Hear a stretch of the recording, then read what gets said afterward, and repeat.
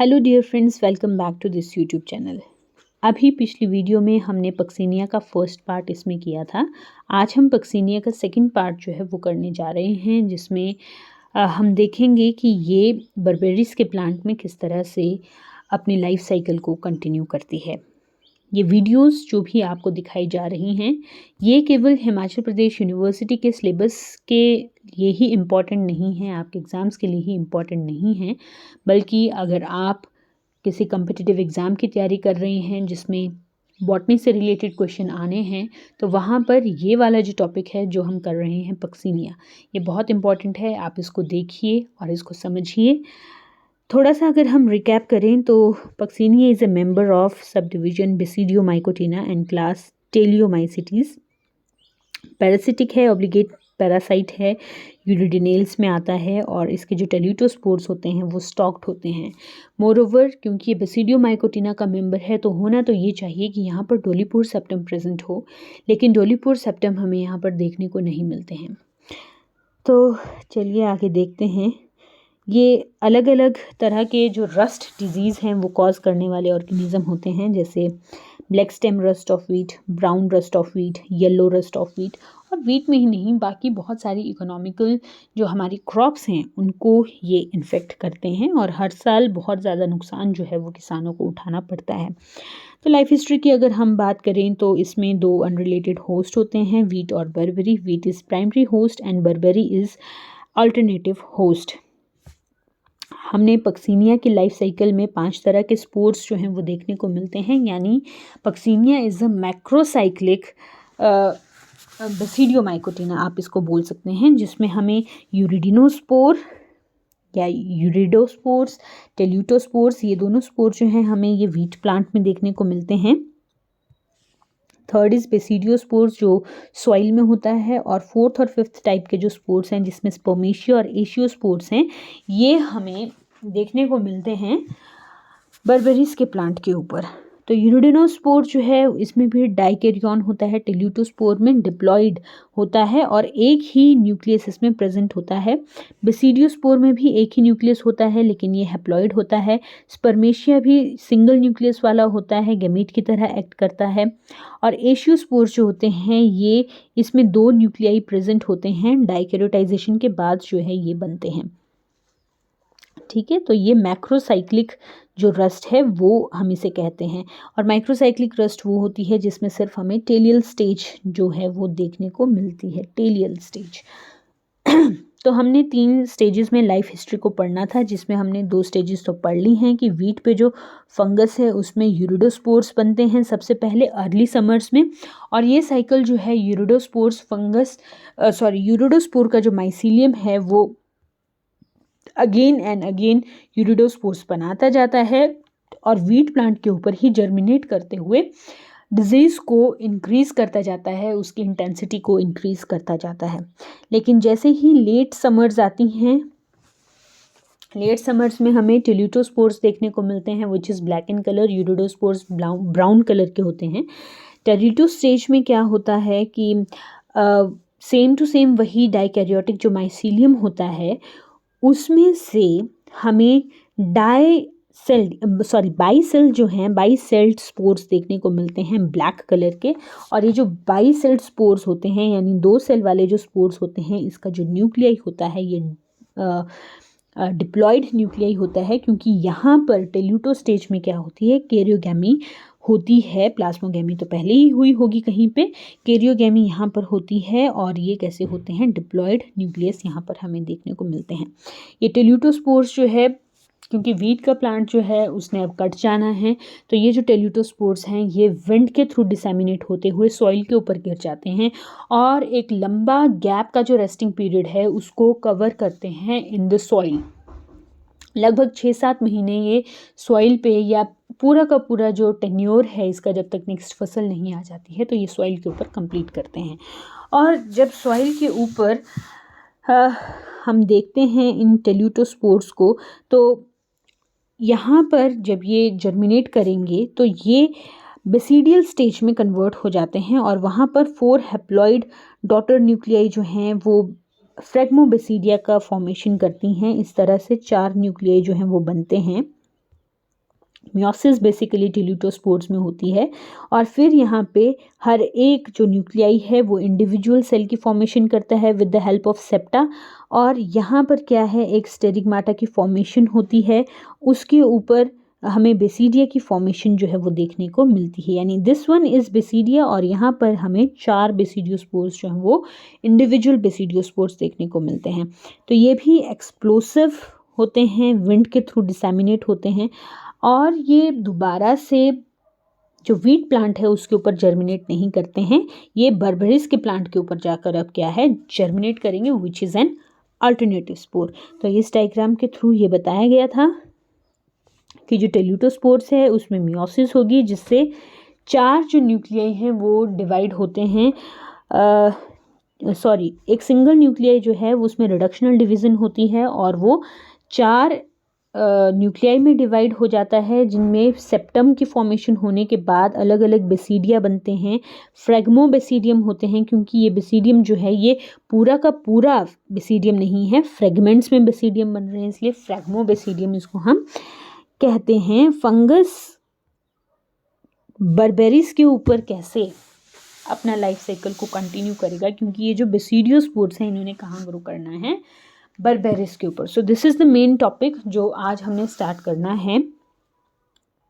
तो जो बेसिडियोस्पोर्स हैं, जो बेसिडिया से लिबरेट हुए, जैसे ये बेसिडिया थे, ये यहाँ से लिबरेट हो जाएंगे, तो ये क्या करेंगे, उस वीट प्लांट के आसपास की बर्बेरिस के जो लीव्स हैं उनको ढूंढेंगे। ढूंढने की ज़रूरत नहीं है, विंड के थ्रू जहाँ पर भी इन्हें बर्बेरिस की लीफ मिलती है ये वहाँ पे जाके लैंड कर जाते हैं। और क्योंकि हम जानते हैं कि हमें यहाँ पर जो 4 बेसिडिया बनेंगे, 2 जो होते हैं वो माइनस स्ट्रेन के होते हैं और 2 प्लस स्ट्रेन के होते हैं, तो लीफ के ऊपर हमें माइनस और प्लस दोनों ही स्ट्रेन के बेसिडिया जो हैं वो जर्मिनेट करते हुए दिख जाते हैं। तो ये जब जर्मिनेट करते हैं तो ठीक वैसे ही जर्मिनेट करते हैं, एप्रेसोरियम की फॉर्मेशन करते हैं और एक मोनोकैरियोटिक यानी प्राइमरी माइसीलियम जो है उसकी फॉर्मेशन करते हैं होस्ट की लीफ में। और ये प्रोसेस कहाँ पर हो रहा होता है, ये हो रहा होता है just below the upper epidermis. तो अपर एपिडर्मिस के नीचे मास ऑफ प्राइमरी माइसीलियम से हमारा यहाँ पर मतलब है कि ये यूनिकैरियोटिक या मोनोकैरियोटिक जो हाइफे हैं वो यहाँ पर माइसीलियम की फॉर्मेशन करेंगे। उसके बाद क्या है, जब ये माइसीलियम एक पर्टिकुलर स्टेज पर आ जाता है, फेवरेबल कंडीशन इसे लगती है कि अब इसे नेक्स्ट स्टेज पर जाना है, तो यहाँ पर हमें स्पर्मेशिया की फॉर्मेशन देखने को मिलती है।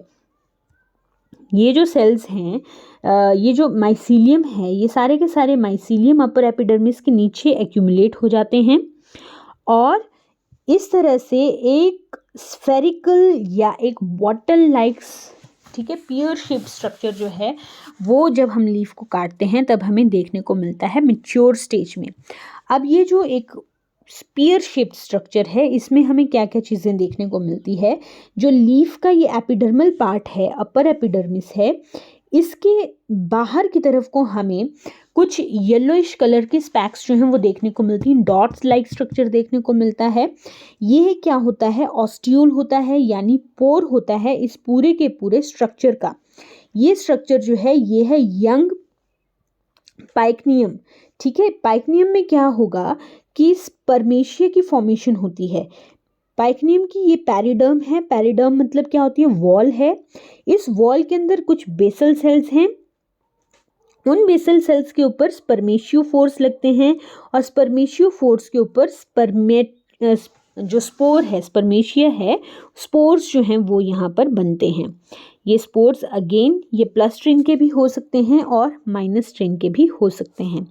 ठीक इसके साथ ही हमें यहाँ पे कुछ हाइफे जो हैं वो देखने को मिलते हैं, वो लॉन्ग शेप्ड होते हैं और वो भी उसी स्ट्रेन के होंगे। जैसे अगर ये पाइकनियम प्लस स्ट्रेन का है तो इसमें प्लस स्ट्रेन के ही हमें स्पर्मेशियोस्पोर्स देखने को मिलते हैं और प्लस स्ट्रेन के ही हमें जो रिसेप्टिव हाइफे हैं वो भी देखने को मिलते हैं।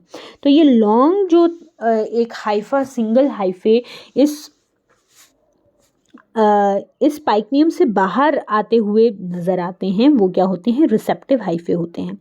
ये रिसेप्टिव हाइफे जो हैं ये फीमेल की तरह एक्ट करते हैं और ये जो स्पर्मेशिया यहाँ पर बन रहे हैं, ये सारे स्पर्मेशिया यहाँ पर बन रहे हैं, ये क्या एक्ट करते हैं, ये एक्ट करते हैं एज अ मेल, ठीक है। अब इनके बीच में क्या होनी है, यहाँ पे फ्यूजन होगा, यानी सेक्सुअल रिप्रोडक्शन यहाँ पर हमें देखने को मिलती है। कहाँ पे, पाइकनियम में देखने को मिलती है। ये पाइकनियम बर्बेरिस के अपर सरफेस में हमें देखने को मिलते हैं। यहाँ पर जाके अभी क्या होगा, जो भी हमारे एग्रीगेशन हुआ है यहाँ पे सेक्स का, यहाँ पे जाके वो क्या होगा, अगेन फ्यूजन यहाँ पर गैमीट्स का हमें देखने को मिलता है। तो अब ये फ्यूजन यहाँ पे किस तरह से होता है, जिसको हम पिक्नीडियल स्टेज बोलते हैं।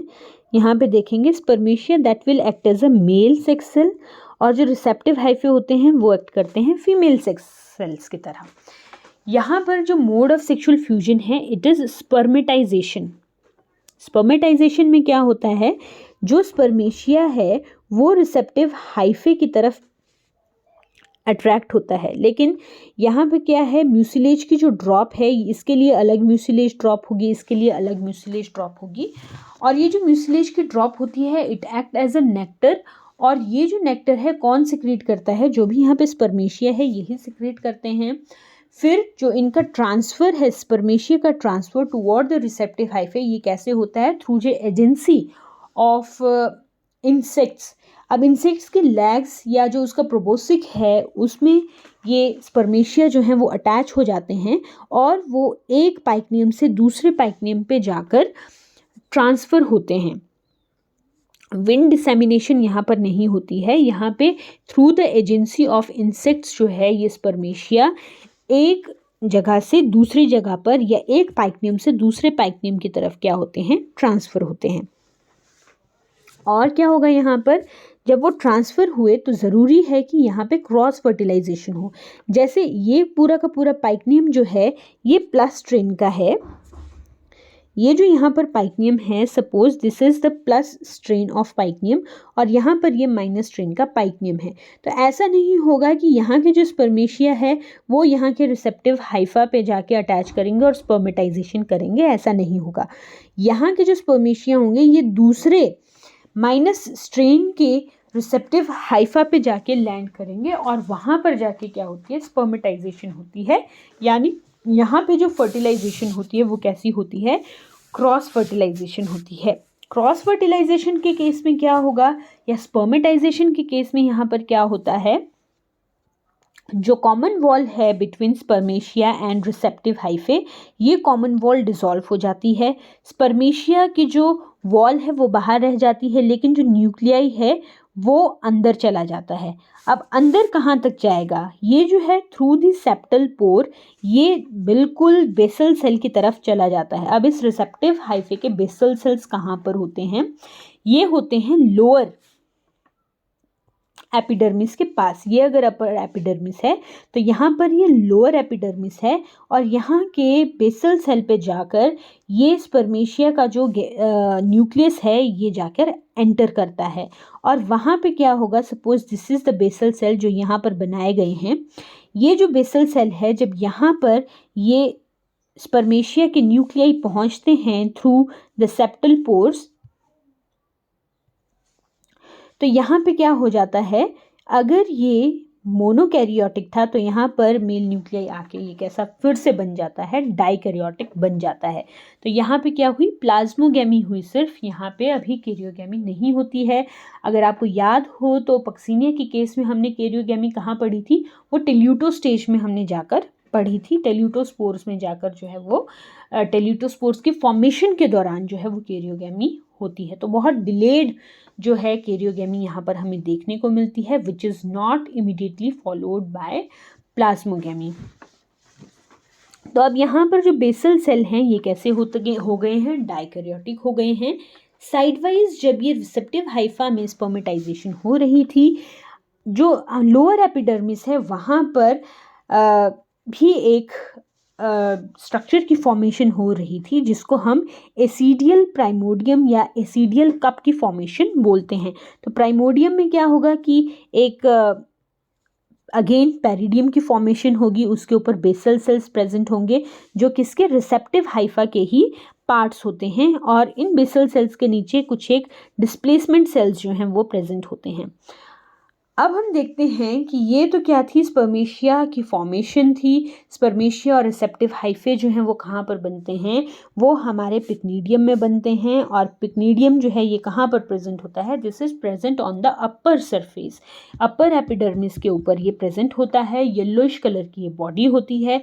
म्यूसिलेज की ड्रॉप जो हैं वो सिक्रीट होती है जिसको नेक्टर कहा जाता है। इंसेक्ट इसकी तरफ अट्रैक्ट होते हैं, नेक्टर को लेने के चक्कर में वो साथ में क्या ले जाते हैं, स्पर्मेशिया को भी साथ में ले जाते हैं। और दूसरे अपोजिट स्ट्रेन के रिसेप्टिव हाइफा के साथ जब वो स्पर्मेशिया जो हैं वो मैच होते हैं तो वहाँ पे स्पर्मेटाइजेशन होती है। डाइकैरियोटिक फेज की शुरुआत जो है वो अगेन यहाँ पर होती है। अब हम देख लेते हैं एसिडियल स्टेज। ये जो एसिडियल स्टेज है ये स्पर्मेटाइजेशन के रिजल्ट से बनना स्टार्ट होती है। तो यहाँ पर ये बताया गया है कि किस तरह से ये होती है।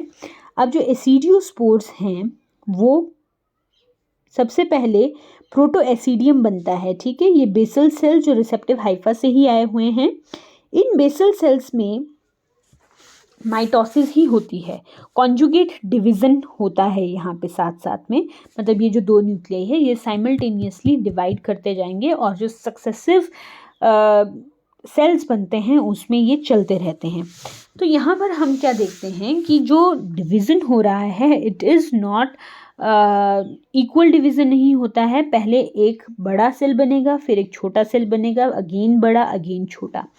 तो जो बड़ा सेल होगा उसको हम तो बोल देते हैं एसिडियोस्पोर, ठीक है। लेकिन जो छोटे सेल्स बनते हैं बिटवीन द टू सेल्स इनको हम बोलते हैं डिसजंक्चर। डिसजंक्चर इनको कहा जाता है। तो यहाँ पे क्या है, अल्टरनेटिवली डिसजंक्चर और एसिडियोस्पोर्स की फॉर्मेशन होती है। और ये सारी के सारी जो फॉर्मेशन है ये कैसी होती है, बेसिपिटल होती है। यानी थ्रू बेसल सेल ही ये सारी के सारी फॉर्मेशन जो है वो लगातार होती जाती है। अब देखो जब ये स्ट्रक्चर इस तरह से इलोंगेट होता रहेगा, ढेर सारे डिसजंक्चर और एसिडियोस्पोर्स बनते रहेंगे, तो जो डिस्प्लेसमेंट सेल है ये क्या होंगे, अल्टीमेट इनके ऊपर प्रेशर लगेगा और जो पेरिडियम है इसकी वॉल के ऊपर प्रेशर लगेगा जिसकी वजह से इट विल गेट क्रैक्ड। जब ये क्रैक हो जाएगी तो ऑब्वियस सी बात है कि जो लोअर एपिडर्मिस है उसके ऊपर भी क्रैक की फॉर्मेशन हो जाती है। तो ये जो क्रैक है, ये जो एसिडियोस्पोर्स हैं ये हमें येलोइश कलर के देखने को मिलते हैं और इसकी वजह से हमें बर्बेरिस की जो लोअर एपिडर्मिस है उसके ऊपर बड़े साइज़ के, अपर एपिडर्मिस पे स्मॉल साइज़ के डॉट्स देखने को मिलते हैं विच इज़ ऑफ पिक्नीडिया, और यहाँ पे हमें बड़े साइज़ के डॉट्स देखने को मिलते हैं विच इज़ ऑफ एसिडियल कप्स। और एसिडियोस्पोर्स की यहाँ पर फॉर्मेशन होती है। ये जो एसिडियोस्पोर्स होते हैं शुरुआत में तो ये हेक्सागोनल स्ट्रक्चर के होते हैं जब ये कॉम्पैक्टली अरेंज्ड होते हैं, लेकिन जैसे ही लिबरेट होने को तैयार होते हैं ये राउंडिश स्ट्रक्चर में आ जाते हैं। दो इनकी वॉल लेयर्स होती हैं, एक्साइन होती है, इंटाइन होती है। और जो मेन फीचर है इनका, जो यूरिडोस्पोर्स होते हैं उस पे 4 जर्मपोर हमें देखने को मिले थे, लेकिन यहाँ पे जो एसिडियोस्पोर्स है इनमें हमें 6 जर्मपोर देखने को मिलते हैं। आउटर वॉल जो है वो क्यूमुलेट होती है। यूरिडोस्पोर्स ब्राउन कलर के होते हैं। ये वाले जो स्पोर्स होते हैं ये येलो ऑरेंज कलर के होते हैं और ब्राइटली कलर्ड होते हैं, ठीक है। तो एसिडियल कप्स ये हो गए। मैच्योर एसिडियोस्पोर्स ये भी हो गया कि यूनिसेल्युलर होता है, बाइन्यूक्लिएट होता है, हेटेरोकैरियोटिक होता है। 2 तरह के कैरियॉन्स जो हैं इसमें प्रेजेंट होते हैं, एक प्लस स्ट्रेन का होता है, एक माइनस स्ट्रेन का होता है। ये डाइकैरियोटिक फेज कहाँ से स्टार्ट होता है, ये स्टार्ट होता है आपके एसिडियोस्पोर से। तो this was all about berberis. Berberis में हमें 2 तरह के स्पोर्स देखने को मिलते हैं, एक स्पर्मेशिया देखने को मिलता है और दूसरा जो है वो देखने को मिलता है एसिडियोस्पोर्स। अब ये जो एसिडियोस्पोर्स हैं, नेक्स्ट जो फेवरेबल कंडीशन आएगी बर्बेरिस के ऊपर, क्योंकि ये बने हैं, जैसे ही फेवरेबल कंडीशन आती है ये बर्बेरिस के ऊपर अब जाके क्या करते हैं, बर्बेरिस पे या बरबेरी के ऊपर ये दोबारा जर्मिनेट नहीं करते हैं। इनको वीट का प्लांट चाहिए जर्मिनेट करने के लिए, और वीट के प्लांट पे जर्मिनेट करके अगेन ये यूरिडोस्पोर्स की फॉर्मेशन करते हैं, सेकेंडरी माइसीलियम की फॉर्मेशन करते हैं, और डिजीज़ साइकिल जो है वो चलता रहता है। तो इसीलिए जो black stem rust of wheat है या पक्सीनिया की जो डिज़ीज़ है, उसमें जो मेजर प्रिकॉशन कही जाती है वो यही कही जाती है कि अगर आपने अपने खेतों के आसपास कशमेलें लगाई हैं, बरबेरिस लगाई हैं, तो आप तुरंत उनको वहाँ से हटा दीजिए, क्योंकि जब अल्टरनेटिव होस्ट ही नहीं रहेगा तो ये जो पक्सीनिया है ये अपने लाइफ साइकिल को कंप्लीट नहीं करेगा। एक सीज़न तो चलो इसने यूरिडोस्पोर से निकाल दिया, लेकिन टेल्यूटोस्पोर्स जब उसको नज़दीक मिलेंगे ही नहीं, तो how the life cycle of Puccinia that will continue. तो इसीलिए ये एक मेजर प्रिकॉशन है कि अगर आपने अपने खेतों के आसपास बरबेरिस या कशमले का बाड़ लगाया हुआ है तो आप उसको वहाँ से हटा दीजिए, तो जो अकरेंस है डिजीज़ की वो क्या हो जाती है, कम हो जाती है। तो अगर हम एक बार फिर से एक छोटा सा यहाँ पर मैंने ये बनाया हुआ है, इसको हम देखें लाइफ साइकिल को, विच इज़ डायग्रामेटिक रिप्रेजेंटेशन। तो क्या है, वीट का जो प्लांट है उस पर अर्ली सीजन में यूरिडिया की फॉर्मेशन होती है, जिसमें यूरिडोस्पोर्स बनते हैं जो जर्मिनेट होकर वीट प्लांट में अगेन सेकेंडरी माइसीलियम की फॉर्मेशन करते हैं। लेट सीजन में टेलिया की फॉर्मेशन होती है विच इज़ ब्लैक इन कलर, उससे टेल्यूटोस्पोर्स बनते हैं।